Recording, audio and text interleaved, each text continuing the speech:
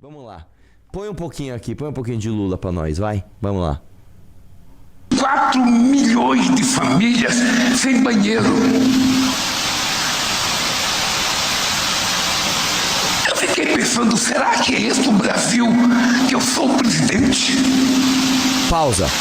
Tanta coisa que a gente... Você não conhece o Brasil que você é presidente, Lula? Sim, metade das pessoas não tem vaso sanitário. Tá? Vai lá, continua. faz e tem 4 milhões e meio de famílias sem banheiro. Eu fiquei pensando que tipo de governante que nós somos. Que tipo de governadores nós temos? Que tipo de prefeito nós temos? Do PT. Porque eu sei o que é. Eu sei o que é fazer a necessidade atrás de uma moita.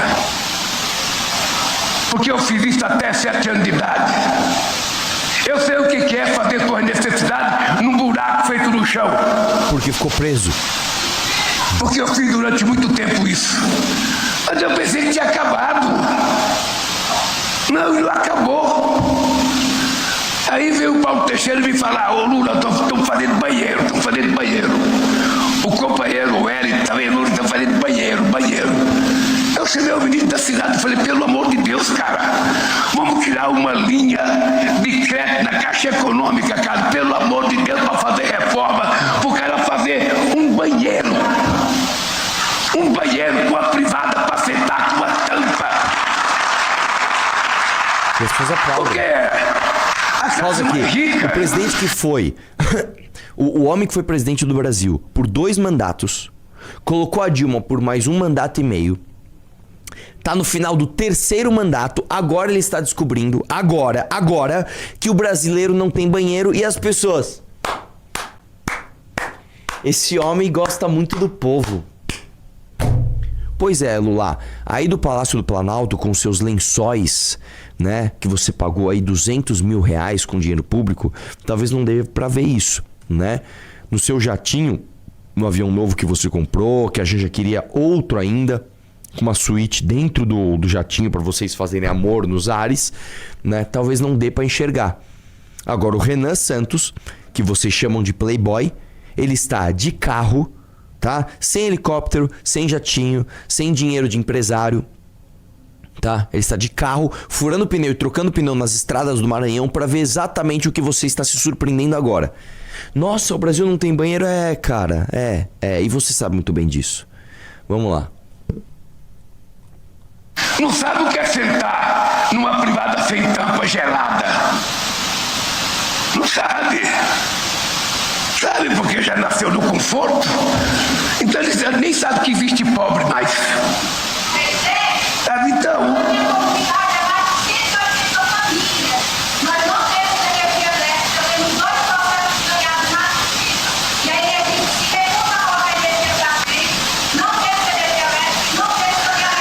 Depois, quando eu terminar de falar, você vai vir aqui para frente para me fazer essa denúncia. Eu vou receber a sua denúncia. Estou dizendo que essas coisas é inexplicável.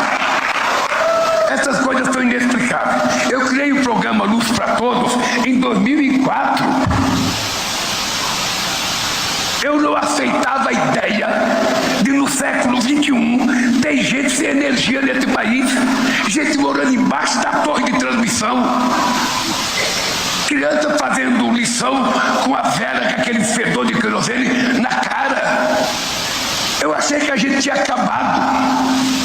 Porque quanto mais a gente faz, vai ficando cada vez mais difícil acabar, porque vai ficando mais longe.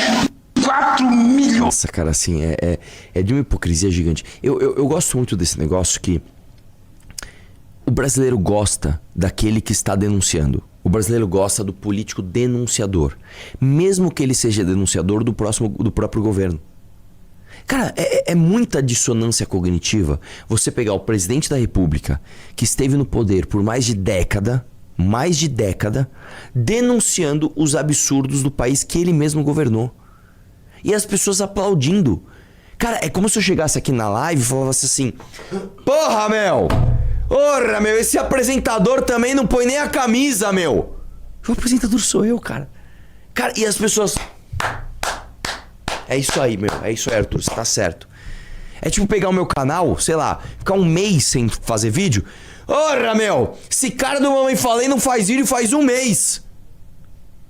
Porra, mas o cara sou eu, velho. Eu, como deputado, pega e falo assim, esse deputado Arthur Duval aí não vota nada, nem aparece pra votar. Mas o deputado sou eu. Cara, como é que as pessoas não conseguem ligar uma coisa na outra? Ele está denunciando o próprio governo. A gente tem uma dissonância cognitiva tamanha que o cara aparece com esse ar de esse é brabo. Não, cara, ele é o presidente, caralho. Ele é o presidente, mano. Cara, eu não sei mais como isso pode ficar mais claro para essas pessoas. A mulher levanta, Lula, a gente não tem luz elétrica. Tá falando com o presidente fala, que absurdo. Isso tá errado. Ela viu? Ele tá do meu lado. Não, o responsável é ele, cara. O responsável é ele. Vou falar uma coisa pra você. Em 2014, a Dilma congelou a conta de energia, tá? A Dilma congelou a conta de energia. E nós avisamos, né? Nossa, né? Na verdade, o MBL nem existia, mas as pessoas normais olharam e falaram, isso é um absurdo. Porque isso vai dar merda. Não tem como não dar merda. Mas não deu outra. Ela ganhou a eleição, o que aconteceu? A maior crise da história do real. Eles congelaram o combustível, congelaram a energia elétrica. Hoje você vai no mercado, irmão, você não consegue comprar um quilo de café, mano. O quilo de café tá 70 e poucos pau, velho. Você não consegue comprar a tal da picanha, você não consegue. Aí o cara aparece denunciando isso, o governo é dele e as pessoas vão votar nele de novo. Cara, é muita burrice, brother. Eu não consigo ser fofinho com você. Se você está cagando no chão, se você não tem energia elétrica e você vai votar no Lula de novo, você é muito burro, cara. Você é muito burro. Porque você está votando no cara que te deixou nessa situação e não tem nem... isso não é questão de opinião. Dos últimos 20 anos, o PT governou acho que 16, se a gente fizer a conta, é isso, né? É 16, não, é isso aí. Nós estamos em 2026. Você pegar... dá pra fazer mais. Se você pegar dos últimos 30 anos, a maior parte do governo do Brasil foi nas mãos do PT dos últimos 30 anos, cara. São 3 décadas em que o PT governou a maioria do tempo. E ele está ainda com ar de denunciador. Como é que pode, velho? Você não lembra? Você não consegue lembrar que o Lula é presidente desde 2002? Você não lembra disso? Que ele ganhou a eleição em 2002, aí ele assumiu em 2003, ganhou em 2006, depois a Dilma ganhou em 2010, ganhou em 2014. Aí uma eleição, foi para as mãos de Jair Bolsonaro e já perdeu na seguinte, que é 2022. Você não consegue lembrar disso? E assim... Não.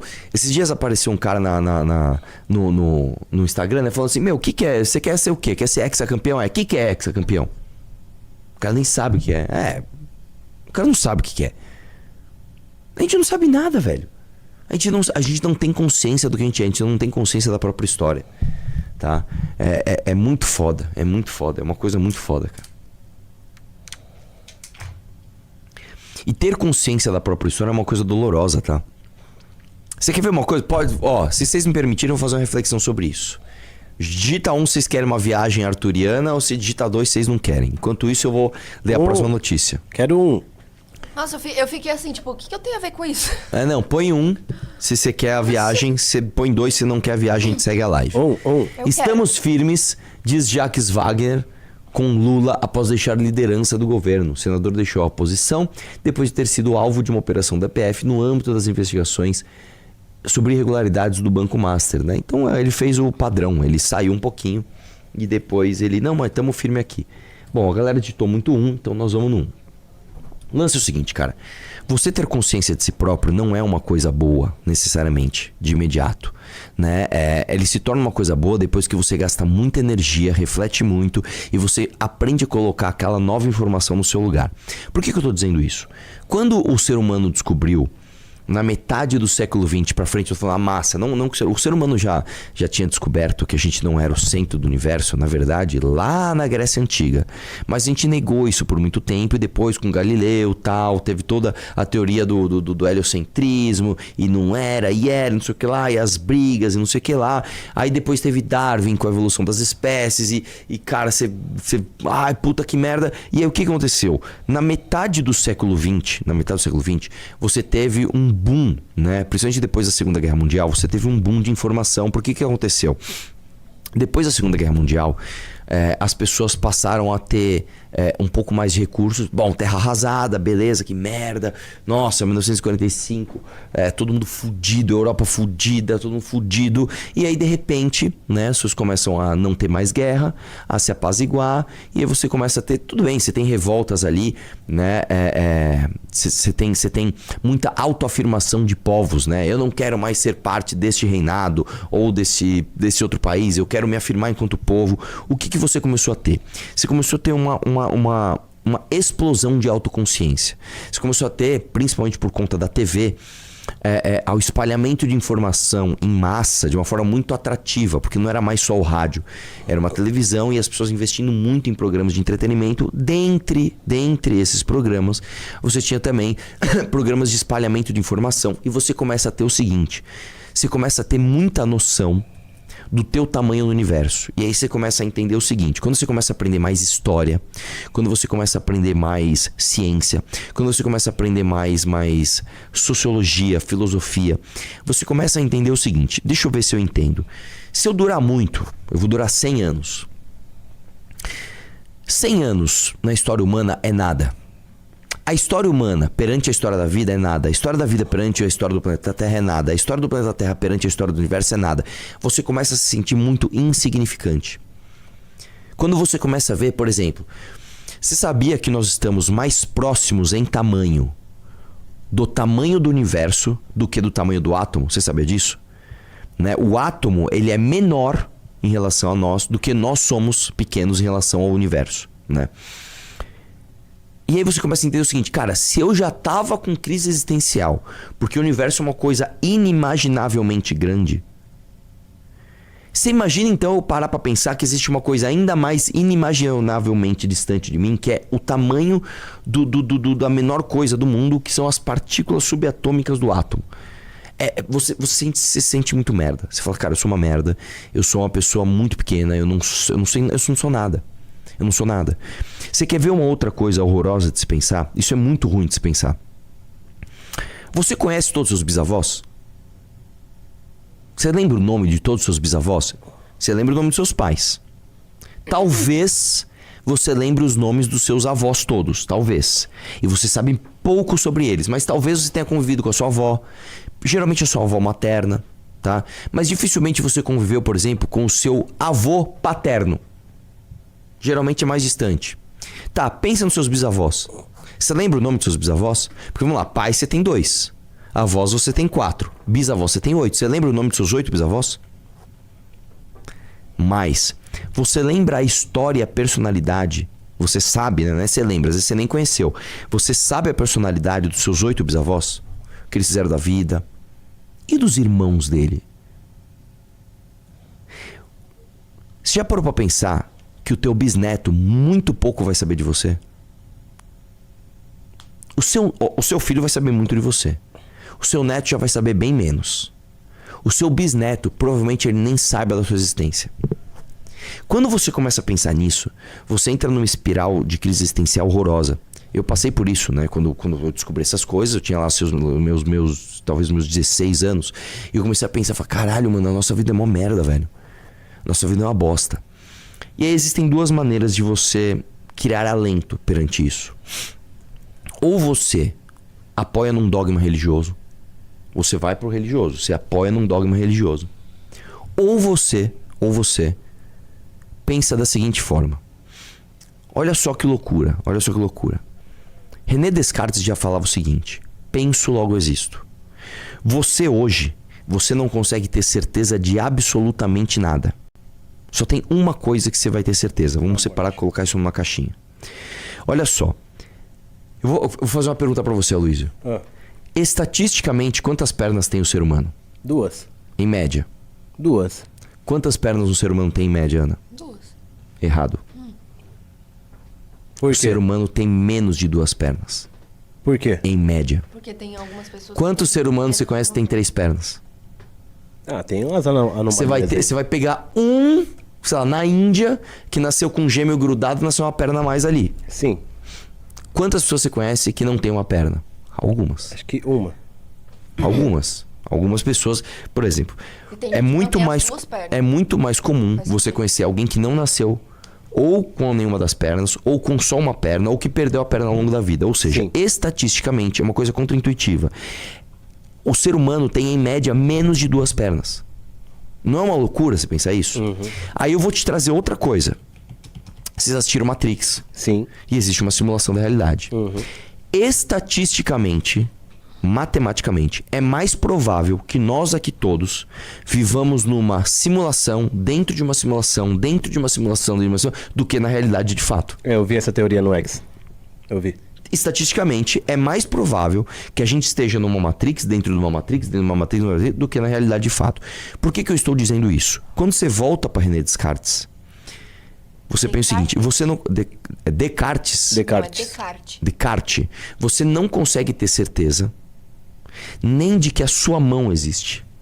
Você não consegue ter certeza que isso aqui, na verdade, não são apenas sinais que estão enganando seu cérebro. A única certeza que você tem é: É o pensar. penso, logo existo. Sim. Você tem certeza da sua consciência. Só. Você só tem certeza da sua consciência. Todo o resto você não tem certeza. Isso é uma forma de você pensar que te dá alento perante a sua insignificância, né? Dentro desse universo, dentro de tudo. Que é o seguinte: se você pensa, logo você existe, você faz parte do todo. E pra você, você é o todo. Para pra pensar isso daqui, é uma coisa muito louca. Se você pensa, puta, eu sou só um ser humano que vai durar 100 anos.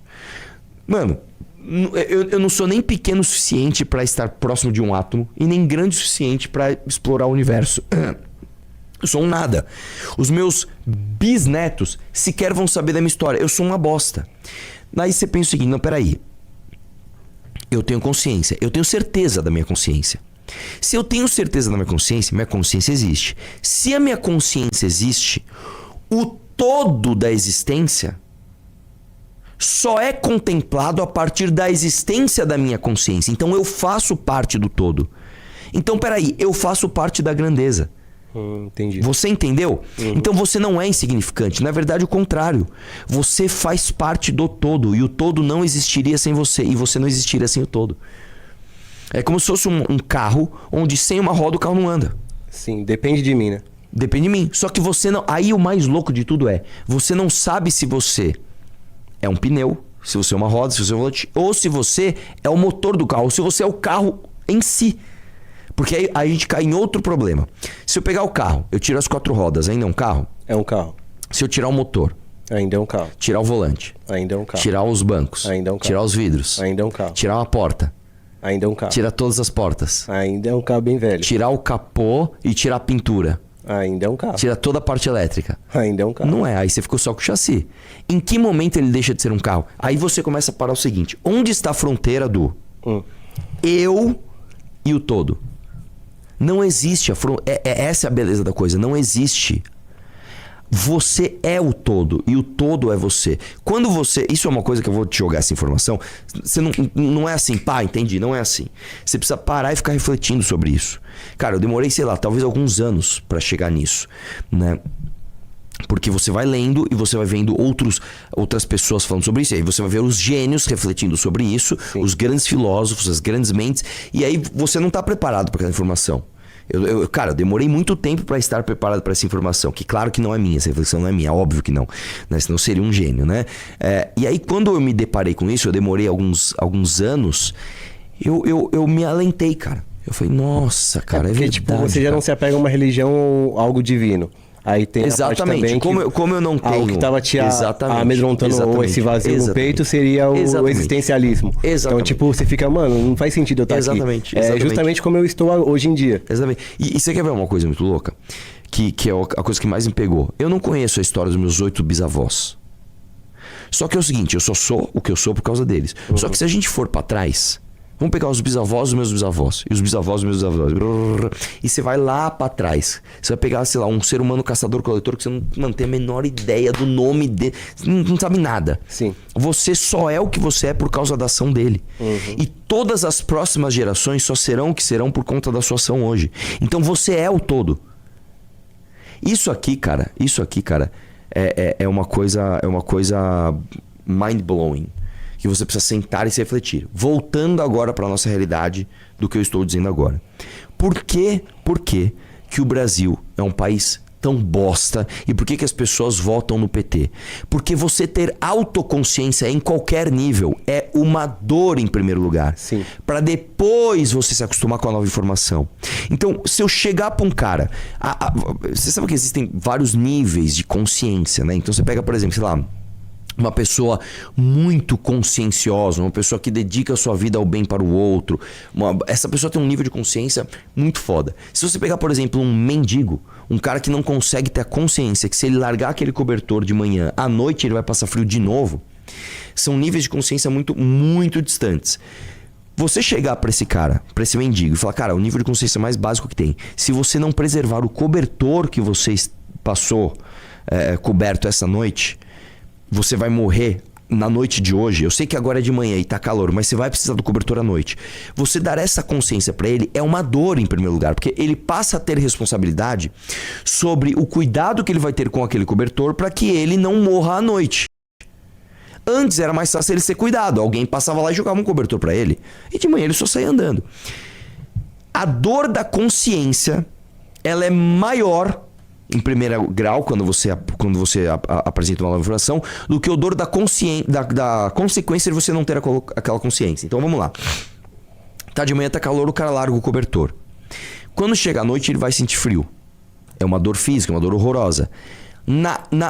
Entenda, ele aprender que ele tem uma responsabilidade sobre o cobertor que vai livrá-lo da dor do frio à noite é uma dor maior do que o próprio frio. Você entendeu? Esse é eu tô falando do primeiro nível. Quando você vai subindo, quando você vai falando, cara, você tem que ser uma pessoa honesta. Porque se você roubar os outros, você está criando um mal é um nível de consciência altíssimo. Então é muito ruim. Você fala, puta, cara, eu não posso roubar, velho, porque é errado.